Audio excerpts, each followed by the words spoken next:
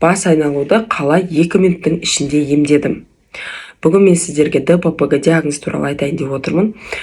Бас айналудың 50%-дан жоғары жағдайда себебі болып табылатын ол доброкачественное позиционное пароксимальное головокружение, яғни аяқ астынан пайда болатын, басты бір жаққа бұрып қалған кезде немесе төсектен тұрып атқан кезде, егер басыңыз 1 минутқа дейін айналып кететін болса, бұл ДППГ диагноз болуы мүмкін.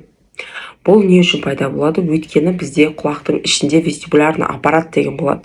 Вестибулярный аппарат бізде тепе-теңдік сақтауға жауап береді. Ол жерде полукружный каналдар болады. Сол полукружный каналдардың ішінде атолиттердің алмасуы бұзылған кезде сіздің басыңыз айналып кетеді.